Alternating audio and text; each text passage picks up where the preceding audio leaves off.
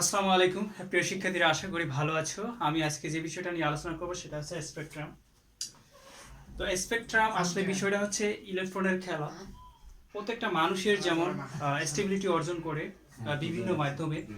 কেউ দেখা যাচ্ছে পড়াশোনা করার পর, জব পাওয়ার পর, অথবা বিসিএস ক্যাডার হওয়ার পর, অথবা কেউ বিবাহ শাদী করার পর স্টেবিলিটি অর্জন করে। ঠিক আমরা এখানে দেখবো যে একটা ইলেকট্রন আর একটা মানুষের সাথে অবশ্যই সাদৃশ্য আছে কিনা সেটাই খুঁজে দেখবো, এবং স্পেকট্রাম কিভাবে সৃষ্টি হয় সেটা তোমাদেরকে দেখাবো। তো অনেকে দেখা যাচ্ছে স্পেকট্রাম বলেছে যে একভাবে দেখা যায়। আমি আজকে দেখব যে কিভাবে স্পেকট্রাম বা বর্ণালী দুইভাবে দেখা যায়। তো চলো শুরু করা যাক। তার আগে আমি একটা গল্প বলবো, সেটা হচ্ছে যে যেহেতু আমাকে হেল্প করতেছে আমার এক ছোট ভাই, সে হলো আলামিন। তো আলামিন প্রথমে মনে করো ঢাকায় চলে আসলো। তো ঢাকায় চলে আসলে আমি সিস্টেমটা এইভাবে উদাহরণ সহকারে দেবো, তোমরা একটু দেখো। দেখা যাচ্ছে একতলা, দুতলা, তিনতলা, চারতলা অ্যান্ড মনে করো এটা পাঁচতলা। তো প্রথমে আলামিন কি করলো, ঢাকায় চলে আসলো। ঢাকায় চলে এসে সে তো ফ্যামিলি নিয়ে এসেছে, যেহেতু সে ব্যবসা করার জন্য ঢাকার উদ্দেশ্যে এসেছিল। সে বিবাহিত, ম্যাট্রিমনি পার্সন। সো সে প্রথমে ঢাকায় এসে অল্প ইনকাম, মানে ব্যবসা অল্প ইনকাম, তো ইনকাম করে দেখা যাচ্ছে যে ঢাকা শহরে আমরা একটা নিয়ম জানি, সেই রীতিটা জানি, সেটা হচ্ছে যে প্রথম তালায় যে মানুষগুলো থাকে সেই প্রথম তালায় একটু ভাড়া কম থাকে, উপরের তালা বা মধ্যম তালাতে ভাড়া একটু বেশি থাকে। তো দেখা যাচ্ছে যে সে যখন প্রথম এসেছে বিবাহিত, সদ্য বিবাহিত স্ত্রী নিয়ে, তো দেখা যাচ্ছে ইনকাম কম হওয়ার কারণে সে উপরের তলায় যাবে না, প্রথমে সে প্রথম তলায় যাবে। আমি জাস্ট স্পেকট্রামের একটা তো ইনকাম কম হওয়ার কারণে আলামি দেখা যাচ্ছে যে নিচের তলায় চলে আসবে। তো নিচের তলায় যখন চলে আসবে, কিছুদিন সে ব্যবসা করার পর দেখা যাচ্ছে সে অনেক ইনকাম করলো। তো ইনকাম যখন বেশি হলো, তখন কি করবে আলামিন, তার সদ্য বিবাহিত স্ত্রীকে নিয়ে সে কি করবে, অবশ্যই এনজয়, মানে ভালো জায়গায় যাওয়ার জন্য সে দোতলায় বা তিনতলায় চলে যাবে। সাপোজ আমরা ভাবলাম সে তিনতলায় চলে যাবে, কারণ কি, যখন তার টাকা বেশি হয়েছে সে উপরের তলায় চলে গেছে, মানে টাকার গরম যেটা। তো দেখা যাচ্ছে এক সময় মানে প্রকৃতির নীতি অনুযায়ী এক সময় দেখা যাচ্ছে আলামিনের ব্যবসায় ধস নেমে আসলো। তখন কি করবে আলামিন?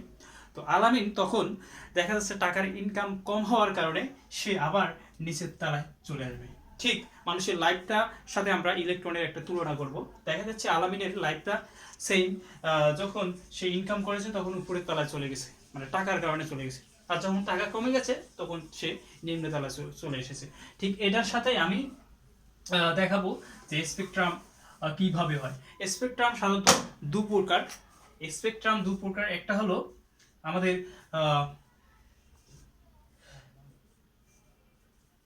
অ্যাবজর্পশন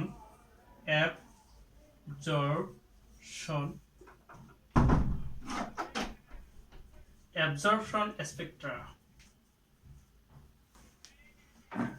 স্পেকট্রা, আরেকটা হলো ইমিশন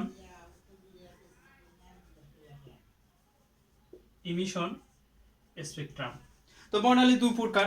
তো অনেকে কনফিউশন আছে যে বর্ণালী মনে হয় এক প্রকার, মানে বর্ণালী একভাবে দেখা যায়। আমরা আজকে শিখবো যে দুইভাবে কিভাবে দেখা যায়।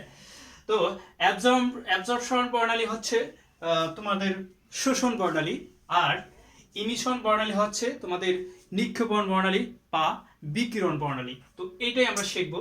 তো আমাদের একটা পরমাণু নিয়েছি, সেটা হচ্ছে যে এক্স পরমাণু বা মৌল।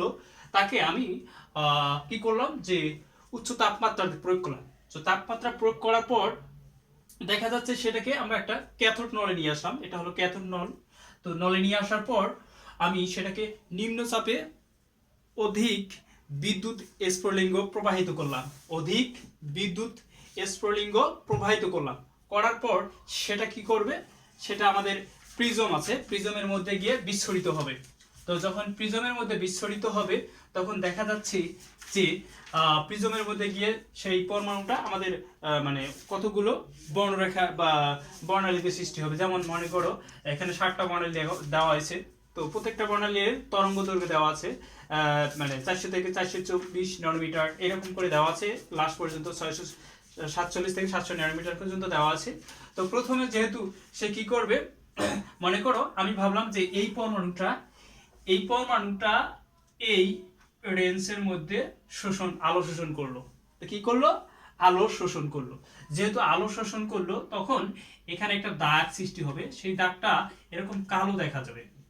তো আমরা দেখতে পারবো দাগটা কি হবে, দাগটা কালো হবে, আর বাকিগুলো উজ্জ্বল দেখা যাবে। তো তার মানে আমরা বর্ণালী অর্থাৎ আমরা এখানে টের পাবো যে কোন বর্ণালী সৃষ্টি হয়েছে। তো দেখা যাচ্ছে 400 থেকে 491 এর মধ্যে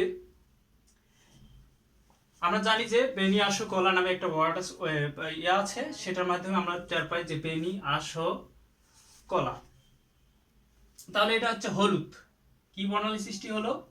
হলুদ বর্ণালী সৃষ্টি হলো। তো এটা হচ্ছে আমাদের অ্যাবজর্পশন বর্ণালী। এটার মাধ্যমে আমরা বুঝতে পারবো যে পরমাণুটা কি কোন বর্ণালী সৃষ্টি করছে, যে হলুদ বর্ণালী সৃষ্টি করছে। এরপর দেখা যাচ্ছে যে পরবর্তীতে ইমিশন বর্ণালী সেটা হচ্ছে যে এই কি করবে, ইমিশন বর্ণালীর ক্ষেত্রে আমাদের এখানে দেখা যাবে যে বাকি এই যে বর্ণালীটার তরঙ্গ দৈর্ঘ্য সীমা শোষণ করেছে সেটা এখানে উজ্জ্বল দেখাবে, আর বাকিগুলো সব কালো কালো দেখা যাবে। বাকিগুলো সব কি দেখা যাবে?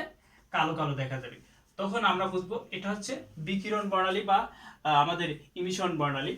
এইভাবে আমরা দুই প্রকারের বর্ণালীর মাধ্যমে আমরা একটা মূলর বর্ণালী দেখতে পাবো।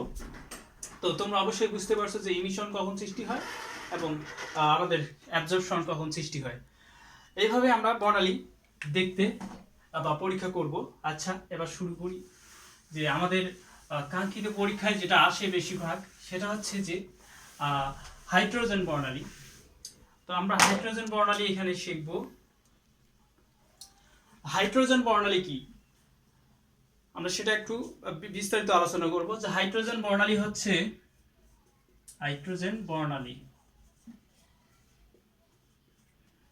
কোন হাইড্রোজেন গ্যাসকে যদি আমরা উচ্চ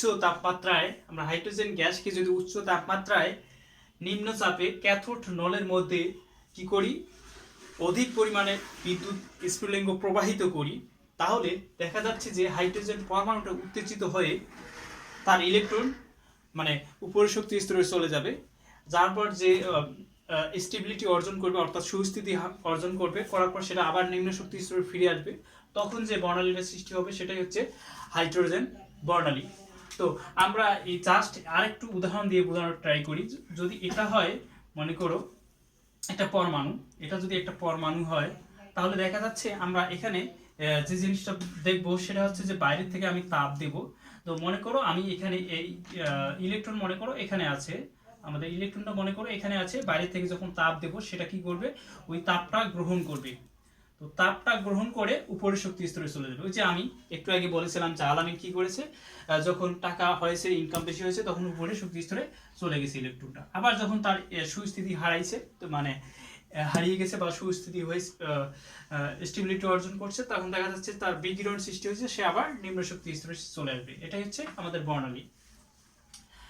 তো আমি দেখা যাচ্ছে বর্ণালী কখন সৃষ্টি হচ্ছে, আমাদের সাধারণত ইন্টারমিডিয়েটে দেখা যাচ্ছে বর্ণালী বইতে যখন আমরা বিশ্লেষণ করব ইন্টারমিডিয়েট, তখন দেখা যাচ্ছে যে আমি বোঝানোর জন্য এটাকে আপটা ধরবো, মানে বর্ণালী সৃষ্টির ক্ষেত্রে। অর্থাৎ আমাদের বর্ণালী তখনই সৃষ্টি হবে বিকিরণের সময়, অর্থাৎ উপরের শক্তি স্তর থেকে নিম্ন শক্তি স্তরে চলে আসলে তখন বিকিরণ হয়। আর এটাকে আমি বিফোর ধরবো।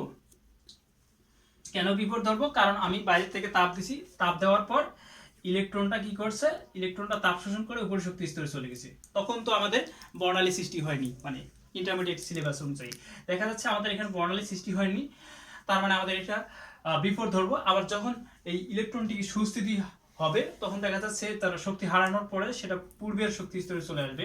তার মানে বর্ণালী সৃষ্টি হয় কখন, মানে পূর্বের ইলেকট্রন থেকে যখন পূর্বের অবস্থান থেকে বা ভিত্তি প্রস্তর থেকে পরের ভিত্তি প্রস্তর বা আফটারে চলে আসে, তখন বর্ণালী সৃষ্টি হয়। তো এটার মাধ্যমে আমরা কিছু ম্যাথ সলভ করব। আর একটা কথা তোমাদেরকে বলে দিচ্ছি, সেটা হচ্ছে যে হাইড্রোজেন বর্ণালী, আমরা হাইড্রোজেন বর্ণালী কত প্রকার, এটা একটু শর্ট টেকনিকের মাধ্যমে মনে রাখবো।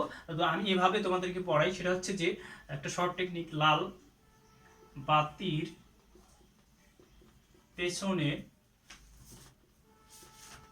বালতিতে ফুল। আচ্ছা, হাইড্রোজেন মডেল হচ্ছে 5 প্রকার, সেটাই আমরা এই শর্ট টেকনিকের মাধ্যমে মনে রাখবো। 1 নম্বর হচ্ছে আমরা মনে রাখবো যে লাইমেন, 2 নম্বর হচ্ছে পামার, 3 নম্বর হচ্ছে প্যাসচেন, আর 4 নম্বর বালতি হচ্ছে ব্র্যাকেট,